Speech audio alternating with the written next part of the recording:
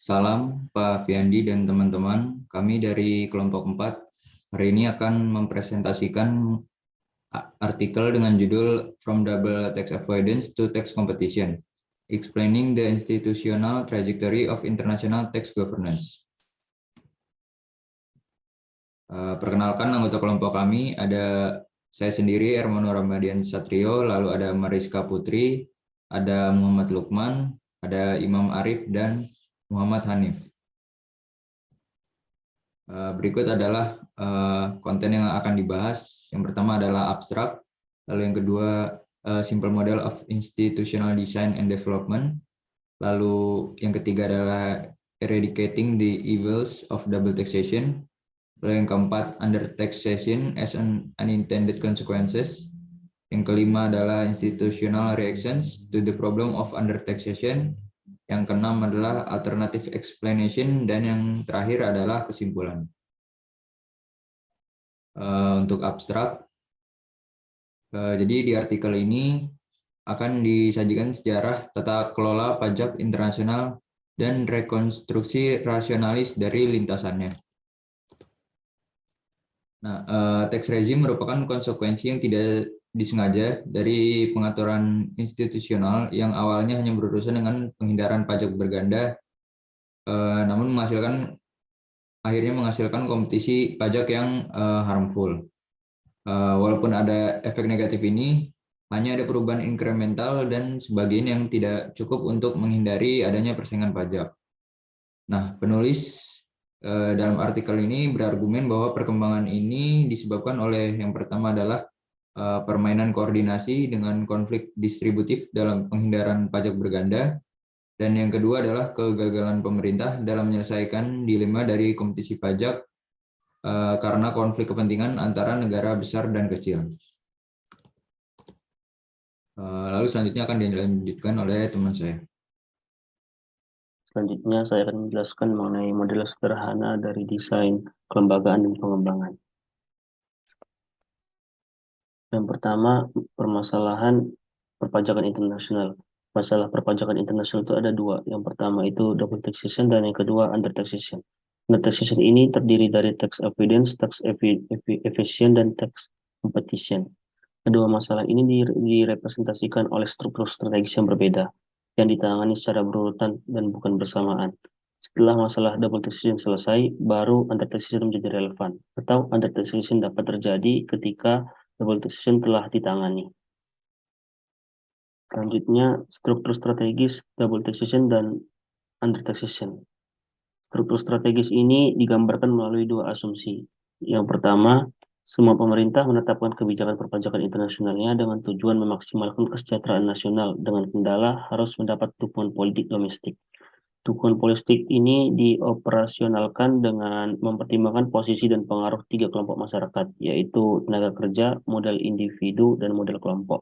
Menurut Olson, ketiga kelompok ini memiliki pengaruh politik yang lebih kuat dibandingkan dengan kelompok masyarakat umum yang besar dan tersebar. Kemudian yang kedua, memaksimalkan kesejahteraan nasional dapat berarti kebijakan yang berbeda untuk pemerintah negara besar dan negara kecil. Misalnya pada tahap awal investasi internasional akan dikenakan pajak berganda karena semua negara ingin menggunakan haknya secara penuh.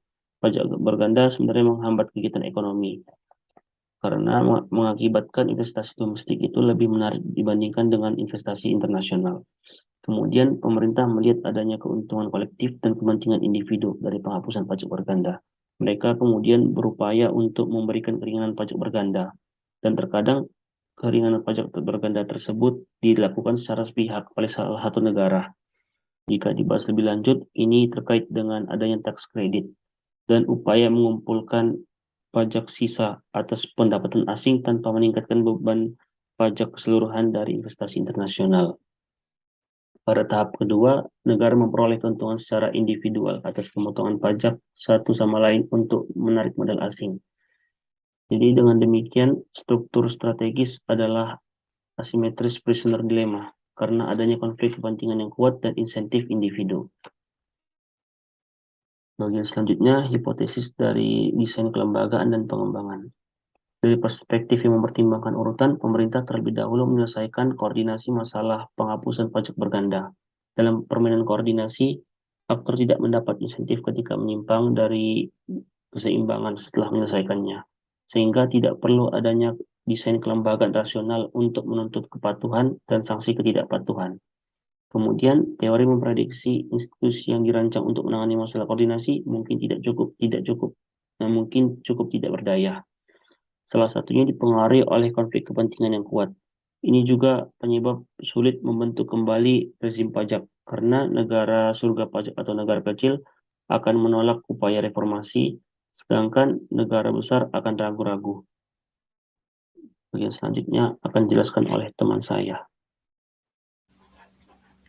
Selanjutnya, tim kami akan menjelaskan tentang eradicating the evils of double taxation. Jadi pada section kali ini, saya akan menggambarkan pembentukan rezim DTA pada tahun 1920-an hingga pertumbuhan dan pelembagaan perusahaan-perusahaan sejak tahun 1960-an. Tim kami juga akan menunjukkan bahwa desain kelembagaan mencerminkan persyaratan fungsional koordinasi permainan dengan konflik distributif. Penjelasan pertama yaitu mengenai the founding period dari tahun 1920 hingga 1945. Jadi tujuan utama dan satu-satunya dari rezim pajak global adalah untuk mengurangi pajak berganda internasional dan untuk meliberasi perdagangan internasional dan investasi. Jadi pada tahun 1918 di Amerika Serikat, di sana itu mulai memperkenalkan kredit pajak luar negeri yang memperkirakan keringanan pajak sepihak atas pendapatan sumber asing. Jadi negara-negara lain itu mulai mencoba mengikutinya dalam beberapa tahun setelahnya. Sejalan dengan perkembangan itu, PBB juga mengusulkan upaya kolektif untuk menemukan solusi koordinatif masalah tumpang tindih yurisdiksi pajak. Lalu asas tempat tinggal harus diberi bobot lebih, karena dinilai lebih kondusif untuk mendasarkan pajak pada kemampuan membayar. Alasan lain itu pertimbangan bahwa negara sumber menyediakan infrastruktur yang memungkinkan generasi pendapatan di tempat pertama mengarah ke preferensi untuk perpajakan sumber.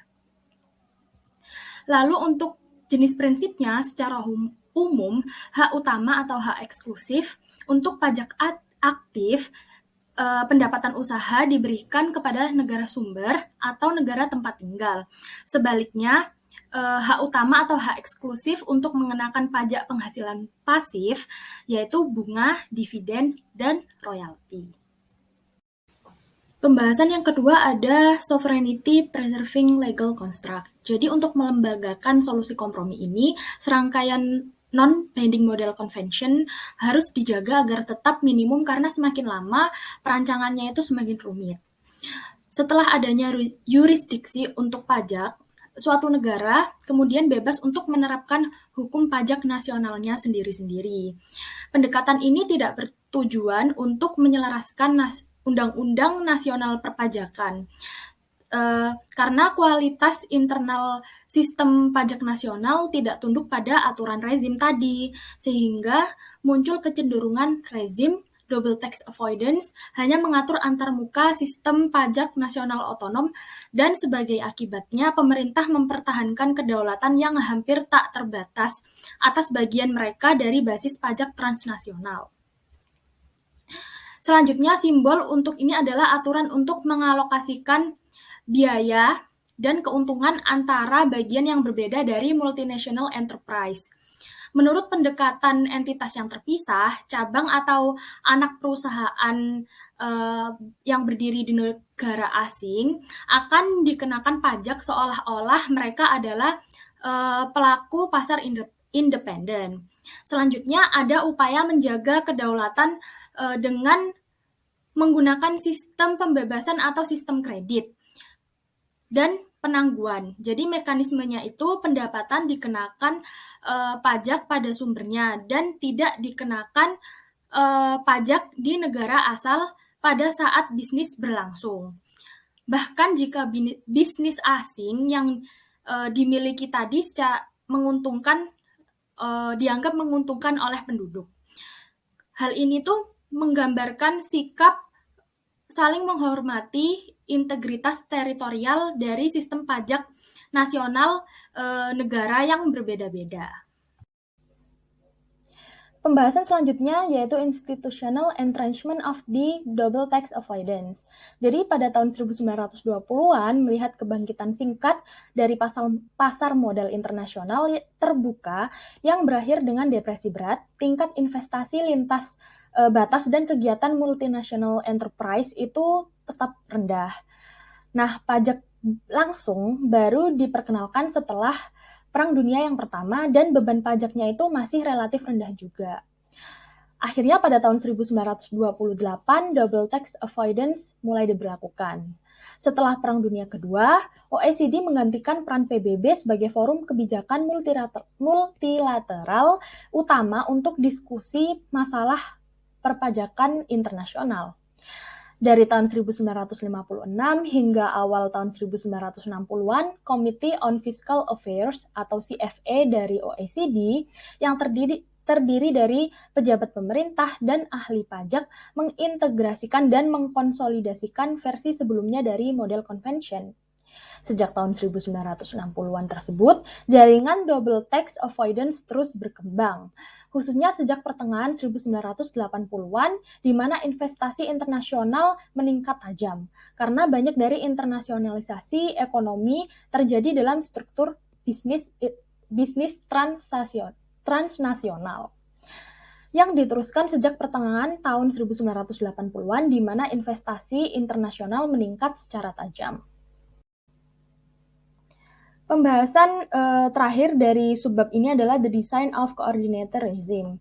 Jadi terdapat dua hal yang perlu digarisbawahi dalam desain dari koordinasi rezim. Yang pertama yaitu pengaturan rezim double tax avoidance dengan harapan sejalan dengan teoretis dari desain kelembagaan. OECD sendiri tidak memiliki kekuasaan untuk menegakkan kepatuhan terhadap aturan double tax avoidance. Dan yang kedua yaitu pentingnya aktor yang kuat lebih lanjut dibuktikan oleh fakta bahwa OECD berasal dari klub negara superpower, sekaligus menjadi sang pembuat standar. PBB yang mencurahkan lebih sedikit sumber daya dan keahlian untuk isu-isu internasional perpajakan dinilai belum mampu mempertahankan posisi terdepan bilateral. Subbab yang keempat adalah under taxation as an unintended consequences. Jadi dalam bagian artikel ini menunjukkan bahwa pendekatan khusus untuk penghindaran double taxation menghasilkan pajak yang lebih rendah. Sementara pemerintah memperkirakan masalah, mereka tidak mengatasinya sama sekali selama periode pendirian rezim. Pembahasan pertama dari subbab ini adalah the endogenous creation of harmful tax competition. Jadi terdapat beberapa penyebab dari adanya harmful tax competition. Yang pertama yaitu sejak tahun 1960-an, wajib pajak telah mulai mengambil keuntungan yang lebih besar dari undang-undang pajak nasional yang berbeda dengan memastikan bahwa penghasilan mereka dikenakan pajak di negara-negara dengan pajak yang rendah pula. Perencanaan pajak seperti itu tidak perlu melibatkan relokasi perangkat keras ekonomi seperti investasi langsung maupun pekerjaan. Salah satu metode perencanaan pajak yang paling umum adalah dengan cara menetapkan harga transfer lintas batas antar perusahaan. Sedangkan yang kedua adalah upaya mendirikan perusahaan kotak surat, karena perusahaan tersebut memungkinkan pembayaran pajak untuk mendirikan tempat tinggal di satu negara dan memastikan bahwa penghasilan mereka dikenakan pajak di negara masing-masing dengan pajak yang tarifnya rendah. Kemampuan wajib pajak untuk mengalihkan keuntungan dan kerugian menciptakan persaingan pajak, di mana negara-negara kecil dan besar memiliki kepentingan yang berbeda. Tax haven country merupakan kesediaan suatu negara untuk menciptakan sistem pajak yang diarahkan terhadap kebutuhan wajib pajak luar negeri.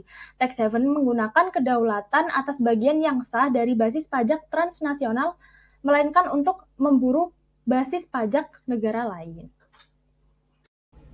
Pembahasan terakhir dari subbab ini adalah under taxation as secondary problem. Jadi terdapat beberapa masalah akibat undertaxation. Yang pertama yaitu undertaxation sebenarnya telah diperkirakan, tetapi hanya dianggap sebagai kepentingan sekunder dibandingkan dengan penghindaran pajak berganda.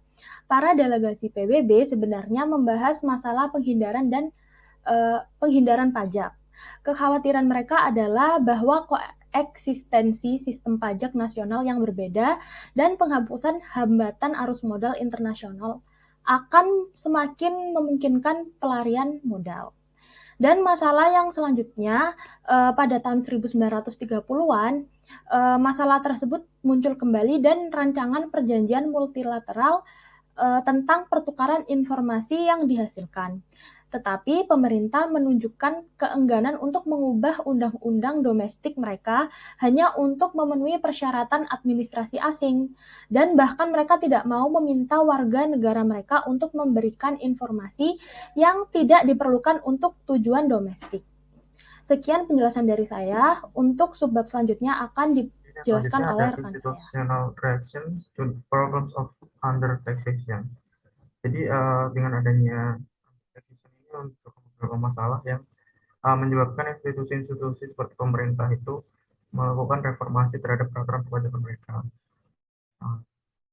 Selanjutnya, contohnya itu adalah pemerintah Amerika Serikat yang merumuskan CFC atau Controlled Foreign Corporation Legislation in 1960.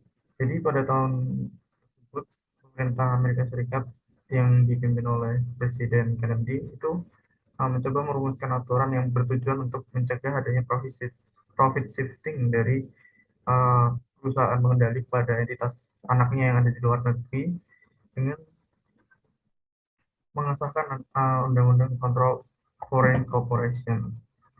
Nah, dalam Control Foreign Corporation tersebut itu diatur bahwa individu Amerika Serikat atau warga Amerika Serikat yang memiliki saham di perusahaan anak atau CFC tadi yang berada di luar negeri tersebut, maka mereka akan dikenakan pajak atas pendapatan perusahaan CFC tadi. Meskipun si individu atau warga Amerika Serikat tadi itu tidak menerima secara langsung pendapatan tersebut yang biasanya dibagikan dalam bentuk dividen. Nah, kemudian reaksi yang muncul atas aturan tersebut adalah banyak yang mengatakan bahwa pemungutan pajak atas CFC tersebut seharusnya dilakukan ketika dividen itu dikeluarkan dan dibagikan kepada pemegang saham.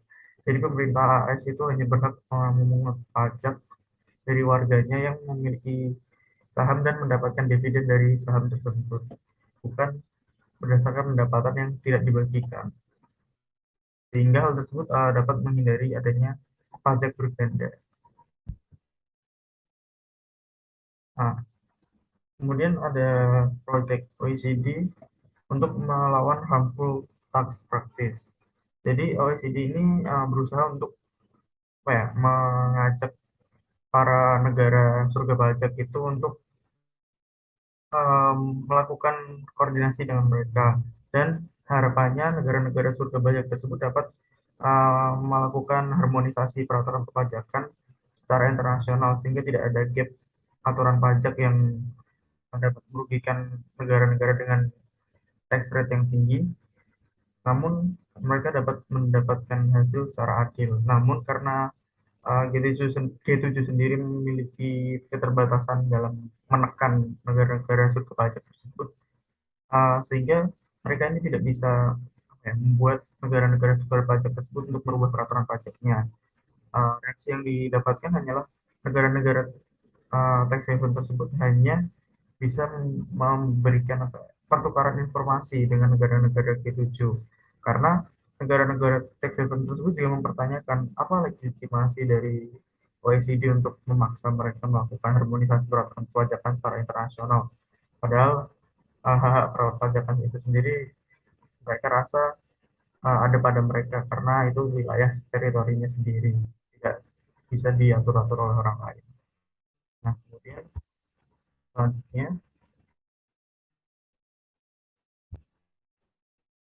ada assessing teori terhadap empirical evidence yang terjadi. Seperti kita ketahui bahwa undertaxation ini merupakan masalah yang menghasilkan suatu pemikiran bahwa GTA atau double tax avoidance itu harus direformasi. Namun yang terjadi itu seperti dijelaskan sebelumnya, reformasinya itu hanya secara bertahap dan belum mencapai perubahan secara fundamental dari basic peraturan yang ada. Nah, meski begitu, OECD pun telah berusaha untuk melakukan perlawanan terhadap persaingan pajak yang tidak sehat atau harmful tax. Kemudian beberapa tantangan itu dihadapi oleh OECD dalam rangka melawan persaingan pajak yang tidak sehat tersebut, seperti adanya akses dan kemampuan yang tidak terbatas karena uh, banyaknya negara-negara yang dianggap sebagai surga pajak itu tidak mau untuk bekerja sama dan melakukan harmonisasi aturan perpajakan, dan mungkin bahkan hanya untuk sekedar bertukar informasi pun mereka banyak yang masih tidak mau. Ada tiga tantangan utama yang bisa yang yang menyebabkan permasalahan anti-taxation ini tidak terselesaikan dengan sempurna. Itu yang pertama, negara-negara yang terlibat itu banyak mengambil prinsip kehati-hatian dalam melakukan reformasi terhadap aturan DTA. Jadi mereka ini menganggap bahwa aturan-aturan yang lama itu karena sudah settle, jadi mereka agak takut untuk mengubah aturan tersebut jika khawatirkan nanti itu merugikan mereka. Nah, kemudian yang kedua itu karena ada juga konflik kepentingan dalam adopsi aturan DTA. Jadi negara-negara surga pajak misalnya, mereka kan lebih diuntungkan apabila pajak yang mereka terapkan itu kecil, sehingga banyak perusahaan yang mau masuk ke dalam negara mereka. Dan karena mungkin negara mereka itu juga kecil, jadi rate pajak yang kecil asalkan banyak perusahaan yang masuk, tentu juga dapat menjadikan mereka itu survive dan bisa membiayai kehidupan itu, dibandingkan dengan harus menaikkan pajak namun perusahaan justru keluar dari negara mereka. Nah, kemudian yang ketiga ada perbedaan kuasa dan pengaruh pemerintah. Seperti yang dijelaskan sebelumnya bahwa negara-negara besar pun tidak bisa serta-merta menekan negara-negara tax haven yang relatif kecil biasanya, karena mereka punya sovereignty yang berbeda kan. Apa ya,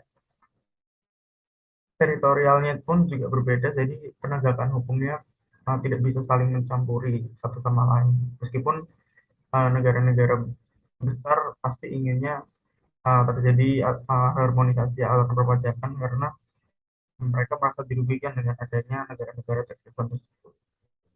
Selanjutnya akan dijelaskan oleh kawan saya.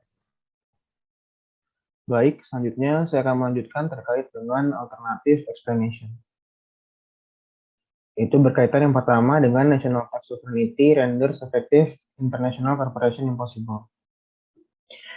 Sini sifat bilateral dan soft law dari rezim DTA dan kegagalan untuk membangun kerjasama yang efektif melawan persaingan pajak yang merugikan sering dianggap berasal dari keinginan negara untuk mempertahankan kedaulatan mereka. Sementara klaim ini jarang dijabarkan dalam laporan yang dikembangkan sepenuhnya dari desain kelembagaan tata kelola pajak internasional yang dapat dipahami sebagai pesaing dalam penjelasan tersebut. Memang benar bahwa pemerintah ingin menjaga kedaulatan pajak, di mana rezim DTA itu dibangun dengan cara menjaga kedaulatan sehingga pajak berganda dapat dihindari dengan pengaturan antarmuka. Pemerintah menghargai fleksibilitas pengaturan ini yang memungkinkan mereka untuk merancang undang-undang pajak domestik yang secara independen dari negara lain. Namun demikian, sebagai penjabaran dari desain dan pengembangan kelembagaan, keinginan untuk menjaga kedaulatan belumlah lengkap. Hal ini menjadi jelas ketika membandingkan reaksi terhadap pajak berganda di satu sisi dengan reaksi terhadap pajak yang kurang di sisi lain. Kemudian, sejauh mana pemerintah berhasil mempertahankan kedaulatannya sebenarnya tergantung pada persyaratan fungsional dari masalah masing-masing. Sementara solusi pelestarian kedaulatan dapat dilakukan dalam permainan koordinasi penghindaran pajak berganda. Asimetri PD membutuhkan pembagian kedaulatan pajak agar pemerintah mencapai tujuan kebijakan mereka. Hal ini menunjukkan bahwa kepedulian terhadap kedaulatan adalah bukan penggerak tak tergoyahkan tata kelola pajak internasional. Yang kedua terkait dengan tax competition does not hurt the country government. Ini pemerintah atau beberapa ilmuwan politik telah menunjukkan bahwa tidak ada race to the bottom dalam pendapatan pajak yang terjadi di negara-negara OECD. Pendapat lainnya telah menunjukkan bahwa pajak tidak mempengaruhi investasi asing langsung. Para pendapat-pendapat ini telah menyimpulkan bahwa pemerintah itu mempertahankan otonomi kebijakan yang cukup untuk mengejar kebijakan pilihan mereka. Hal ini menunjukkan bahwa penjelasan alternatif untuk fakta bahwa rezim pajak berganda telah berubah sedikit, yaitu bahwa pemerintah negara-negara besar tidak mempunyai alasan untuk mendorong lebih keras untuk reformasi aturan perpajakan global. Kemudian pengamatan bahwa pendapatan tetap stabil dan FDI tidak terpengaruh tidak dapat menjadi dasar penjelasan tandingan. Karena faktanya menggarisbawahi akun saya justru karena persaingan terutama untuk keuntungan kertas atau persaingan pajak virtual, elastisitas investasi real terhadap pajak relatif rendah. Nah, alih-alih menunjukkan bahwa persaingan pajak itu tidak membahayakan otonomi kebijakan pemerintah, fokus pada pendapatan dan FDI mengaburkan bahaya nyata yang dihadapi pemerintah dengan mengabaikan mekanisme persaingan pajak yang sebenarnya. Terkait juga fakta bahwa negara-negara besar itu terlibat dalam upaya untuk mereformasi rezim pajak menunjukkan bahwa mereka itu benar-benar merasakan bahaya ini. Selain itu, fakta bahwa pemerintah berperilaku hati-hati membedakan antara penghindaran individu dan penghindaran perusahaan dan paling baik cukup berhasil dalam reformasi dapat dijelaskan oleh potensi substitusi persaingan pajak virtual dan nyata. Berikutnya, yang ketiga terkait dengan norms of appropriate behavior, prevented and effective solution. Di mana di sini Sharman pada tahun 2006 itu berpendapat bahwa negara-negara besar itu tidak dapat secara efektif menekan surga pajak kecil untuk berperilaku seperti yang mereka inginkan. Hal ini karena baik paksaan militer maupun sanksi ekonomi tidak sejalan dengan gagasan umum tentang perilaku yang sesuai di antara negara-negara tersebut. Secara khusus, OECD yang otoritasnya berasal dari status sebagai ahli birokrasi yang tidak memihak, tidak dapat secara meyakinkan menentang persaingan pajak ini. Kemudian Sharman sendiri mengakui bahwa untuk menjawab secara afirmatif, hipotesis yang bersaing harus ditolak. Sehubungan dengan pendapat rasionalis, dia berpendapat bahwa dua prediksi terpenting mereka tidak berlaku. Yang pertama, meskipun ada ruang besar untuk pembayaran sampingan karena negara-negara besar akan memperoleh lebih banyak keuntungan dari pengekang persaingan secara efektif daripada yang hilang dari surga pajak, dan dengan demikian dapat dengan mudah memberikan kompensasi kepada mereka. Tidak ada kesepakatan seperti itu yang dicapai. Kemudian yang kedua terkait dengan kegagalan mencapai kesepakatan ini juga tidak dapat dijelaskan dengan ditangkapnya beberapa pemerintah negara besar oleh kepentingan bisnis. Kedua klaim ini tidak bisa dibantah mengingat substitusi dan persaingan pajak virtual dan nyata. Ruang untuk pembayaran sampingan tidak sebesar yang disarankan oleh Sharman. Jika pemerintah negara besar berhasil membuat negara bebas pajak keluar dari bisnis dengan mencegah pengalihan keuntungan, hasilnya mungkin persaingan pajak nyata membuat pemerintah lebih sedikit surplus untuk mengkompensasi negara-negara kecil. Bahkan jika masih ada ruang untuk pembayaran sampingan, klaim kedua Sharman juga harus benar untuk menyangkal akun yang diajukan. Sebuah sanggahan penuh membutuhkan analisis rinci dan bukti yang tersedia yang menghalangi batasan ruang. Kemudian sanggahan ini menurut mayoritas pengamat pajak internasional menganggap bahwa klaim-klaim dari Sharman ini salah tepat dan mengarahkan pembaca ke bukti tandingan yang sesuai tentang lobby bisnis di Amerika Serikat. Pembahasan berikutnya akan dilanjutkan oleh rekan saya. Selanjutnya saya akan melanjutkan di bagian kesimpulan. Berikut adalah dua implikasi dari artikel ini. Yang pertama adalah studi kasus kekuatan paradoks dari soft law. Berdasarkan standar umum, rezim DTA lemah karena bersandar pada soft law yang tidak mengikat. Meskipun itu, rezim tetap bertahan meskipun ada dorongan untuk reformasi. Yang kedua adalah, walaupun rezim DTA didasarkan pada soft law yang tidak mengikat, rezim ini secara efektif mengatur perilaku aktor dan memiliki konsekuensi yang serius. Aturan DTA secara endogen menciptakan dan membentuk struktur persaingan pajak internasional, sehingga membatasi otonomi kebijakan pajak negara-negara. Fokus pada aturan penghindaran pajak berganda internasional, mengungkap fondasi institusional dari penghindaran pajak berganda.